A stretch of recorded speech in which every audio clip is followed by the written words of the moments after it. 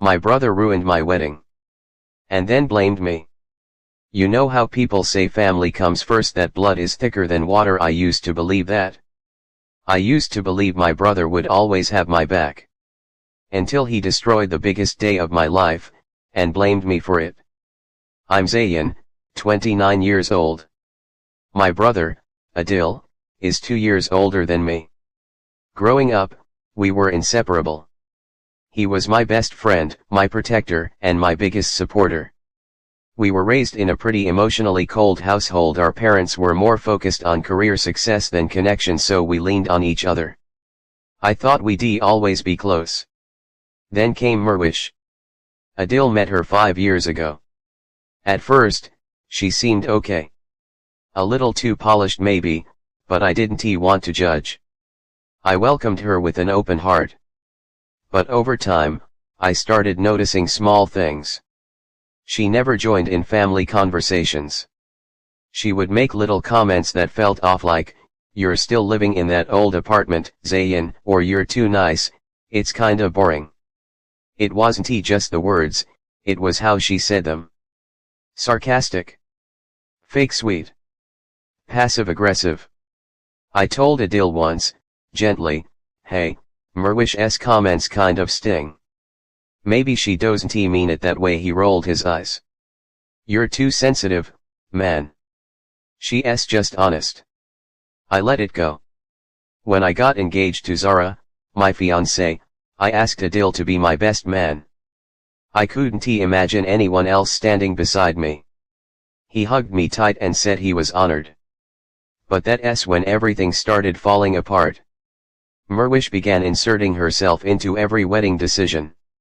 She gave Zara unsolicited advice, criticized our venue, and even asked if she could wear white to the wedding because she looked good in it. Zara was uncomfortable, and honestly, so was I. Things hit a boiling point at our rehearsal dinner. Merwish arrived 45 minutes late, wearing a white dress.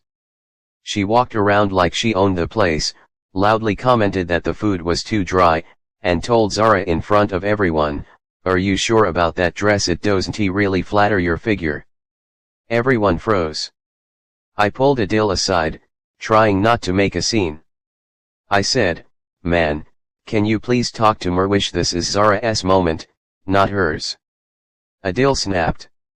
In front of everyone, he shouted, "You've always had a problem with Merwish. You think you're better than us. This whole wedding is just a show for your ego." I was speechless. My own brother. The guy who once stood up for me in every school fight, now tearing me down in front of my future in-laws and closest friends. He stormed out. Merwish followed, smiling like she won. That night, I sat on the edge of the bed, staring at the wall. I almost cancelled the wedding.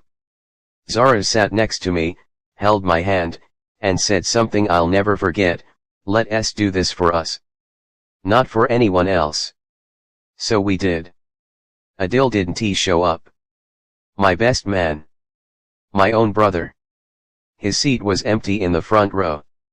My chest physically hurt seeing it. He didn't call.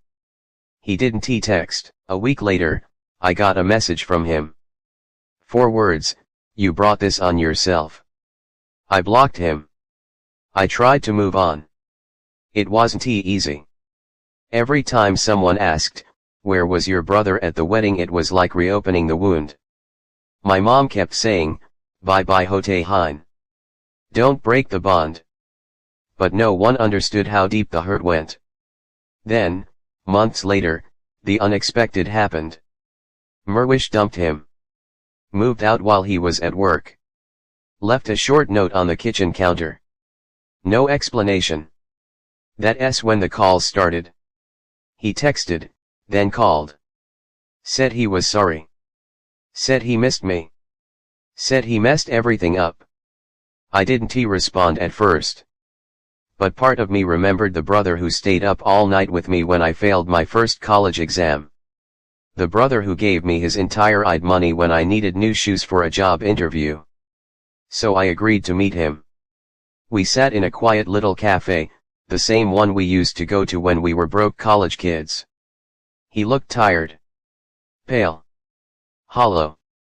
He apologized. He told me how Merwish isolated him. How she made him feel like everyone was against him, especially me.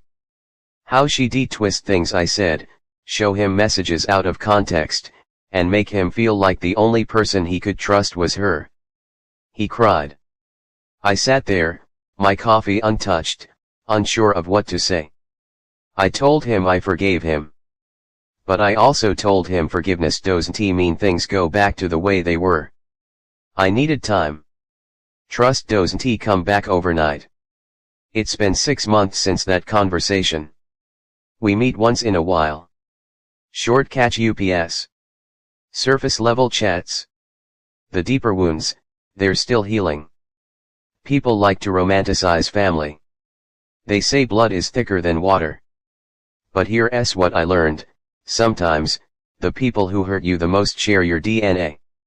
And sometimes, loving them means loving them from a distance.